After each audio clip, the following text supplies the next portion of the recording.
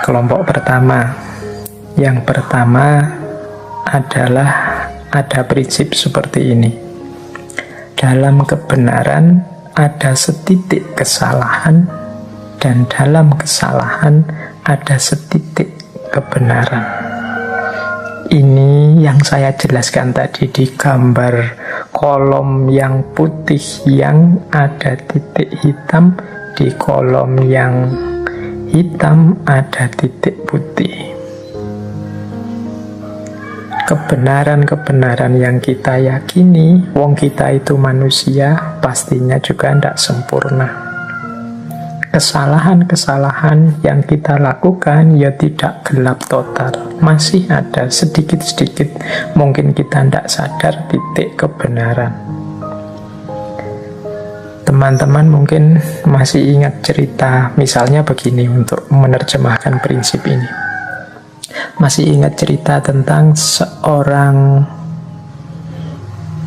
kalau bahasanya, perempuan nakal, perempuan yang pekerjaannya tunasusila, yang masuk surga hanya karena memberi minum seekor anjing yang kehausan. Itu kalau secara normatif pakai hukum moral sosial agama, perempuan ini kan perempuan dalam tanda petik ya, dalam wilayah yang hitam. Tapi ternyata dalam kehitaman hidupnya masih ada satu titik putih yang kecil, yaitu kasih sayangnya terhadap seekor anjing yang kehausan. Ternyata hanya dari satu titik putih yang kecil ini justru Allah ridho dan berkenan terhadap dirinya sehingga dia masuk surga karena itu. Berarti hitam tadi yang sangat luas terhapus oleh titik putih yang kecil. Jadi cerita wanita tunasusila yang masuk surga karena memberi minum seekor anjing yang kehausan. Sebaliknya juga begitu. Mungkin teman-teman pernah juga mendengar tentang kisah, ya meskipun kita sebut saja ini fiktif, kisah tentang seorang kiai yang masuk neraka hanya gara-gara selilit. Nah, ini kisah selilit.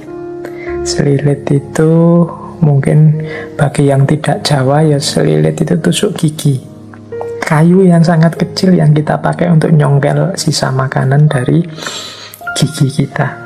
Nih, cerita selilit sang kiai ini kan, ya kiai ini mestinya orang putih, tapi ada ternyata satu titik hitam dalam sejarah hidupnya yang ternyata malah mengundang ketidakridhoan Allah. Jadi kiai ini suatu ketika pulang dari rumah tetangganya, mungkin pulang dari kenduri di rumah tetangganya, terus ya karena mungkin sudah sepuh, giginya sudah banyak lubangnya sehingga banyak sisa makanan yang harus diambil, selilitan. Sambil pulang dia secara tidak sadar jadi nyuwil mematahkan sedikit kayu dari pagernya rumahnya tetangganya. Ya mungkin ada pagar yang kayunya sudah meluwek itu, dia cuil sedikit kayunya untuk tusuk gigi. Itu kan sangat kecil, mungkin tetangganya juga peduli amat sama itu. Tapi ternyata ketidakpeduliannya terhadap miliknya orang lain, meskipun itu hanya secuil kecil, mengundang tidak ridhonya Allah. Jadi beliau yang putih ini gara-gara titik hitam yang kecil akhirnya tidak selamat di akhirat.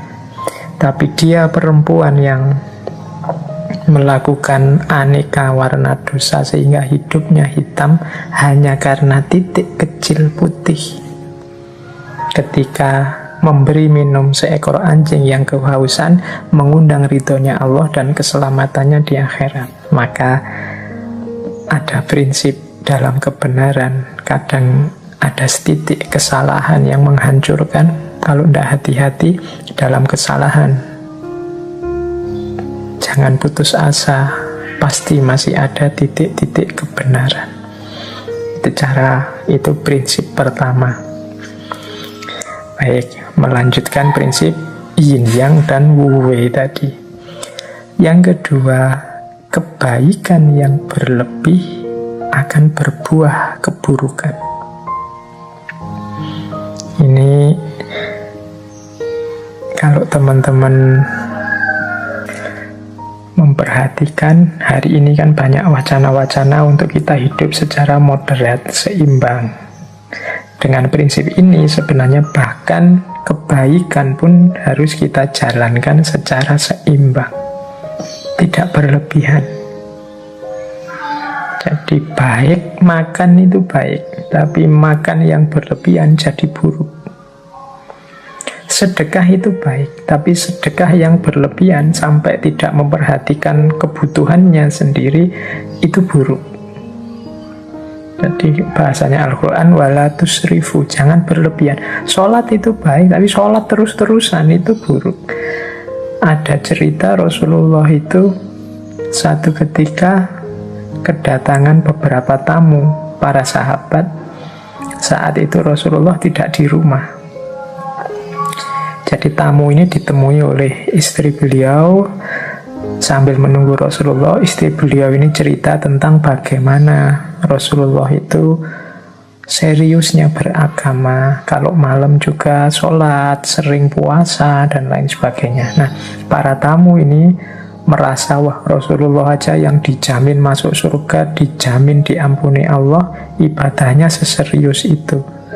Maka saya berarti harus berkali lipat dari itu. Sehingga yang satu bilang, kalau begitu saya tidak akan tidur lagi lah, saya mau sholat malam terus. Yang satu bilang, wah, kalau begitu saya akan puasa terus lah, tidak ada berbukanya, pokoknya poso terus tiap hari. Yang satu bilang, wah, kalau begitu saya fokus dalam agama, menjauh dari dunia, saya tidak akan menikah, hidupku kupersembahkan pada Allah. Nah, setelah Rasulullah datang, Rasulullah mendengar kata-kata dari tamu-tamunya ini, terus Rasulullah bersabda bahwa aku ini lebih takut kepada Allah, aku ini lebih bertakwa kepada Allah dibandingkan kalian. Tetapi aku berpuasa juga berbuka, jadi tidak puasa terus-menerus. Aku sholat malam, tapi juga tidur, dan aku juga menikah. Jadi kemudian ditutup dengan kalimat, barang siapa yang membenci sunnahku, maka dia bukan bagian dari umatku. Nah, ini pandangan ini sesuai dengan prinsip tadi, kebaikan yang berlebih itu buruk. Jadi jangan ada kebaikan apapun yang overdosis. Buruknya di aspek overdosis itu, bukan aspek kebaikannya. Orang tua itu sayang pada anaknya wajar, tapi kalau berlebihan menyayangi jadinya memanjakan. Tegas itu bagus, berlebihan tegas nanti jadinya otoriter. Berani itu bagus, terlalu berani namanya nekat. Jadi semua yang berlebihan buahnya buruk. Wah, kebaikan yang berlebihan ternyata berdampingan dengan keburukan. Ini bagi saya juga ritmenya alam harus kita pahami.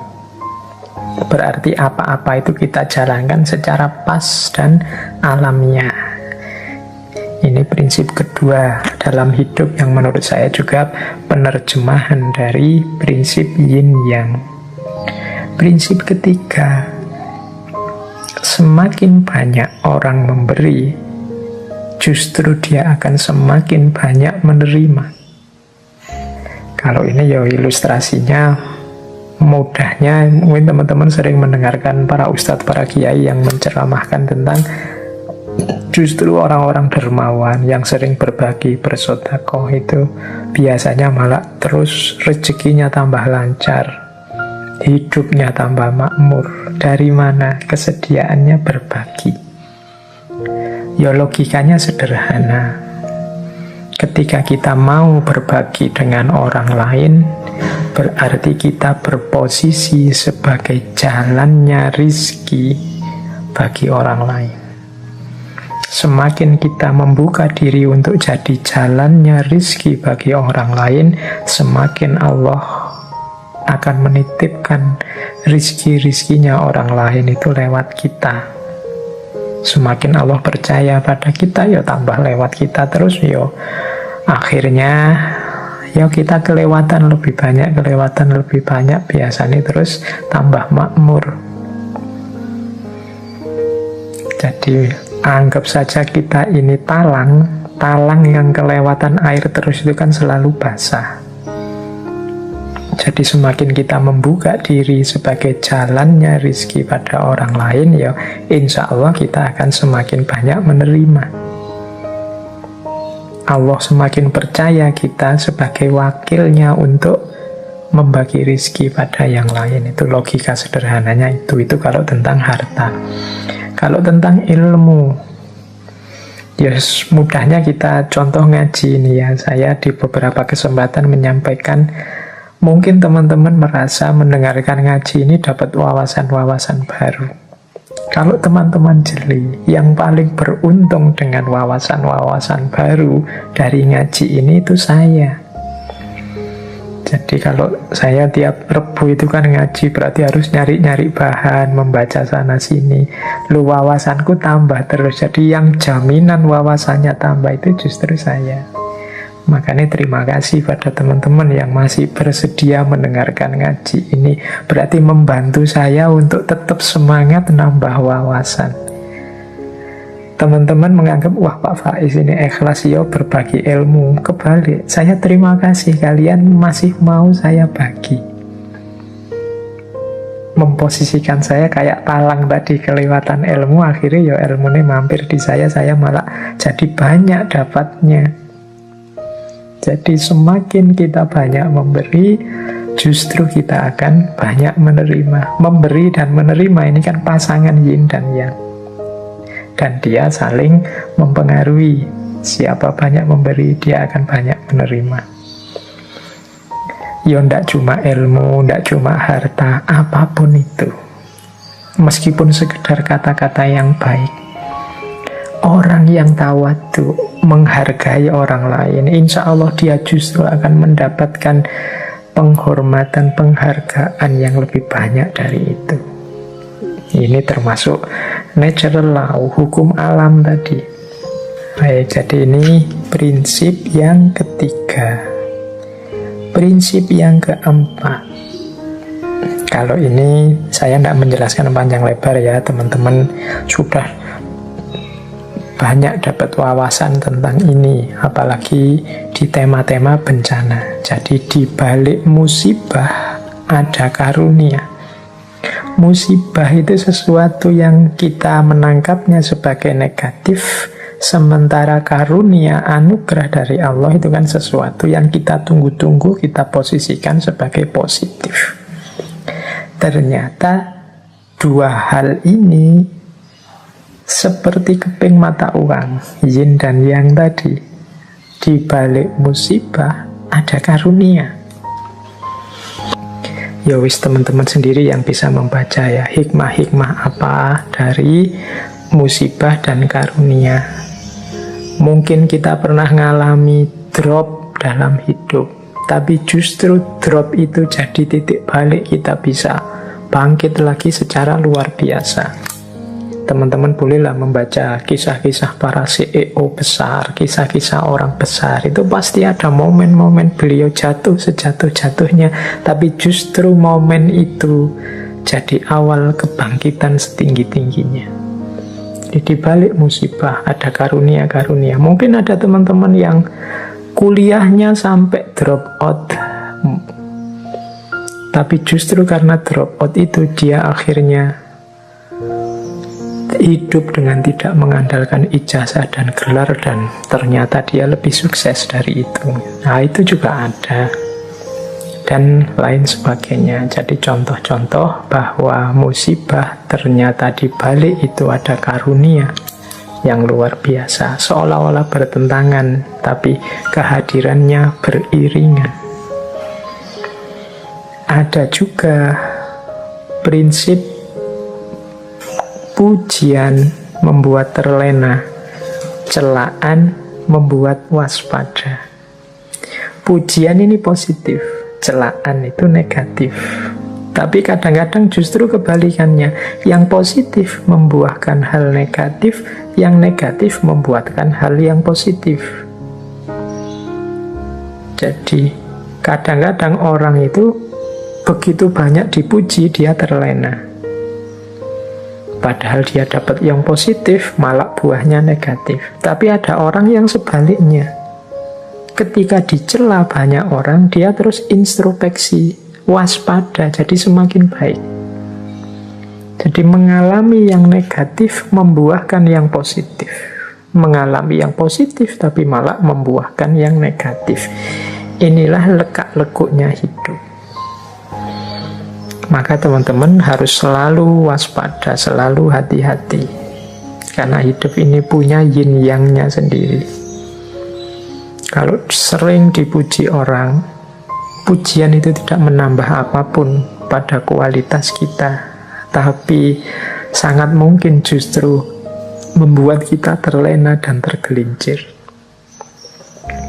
Celaan juga begitu. Celaan itu kalau kita memang baik dan dicela orang, celaan itu tidak mengubah yang baik jadi jelek.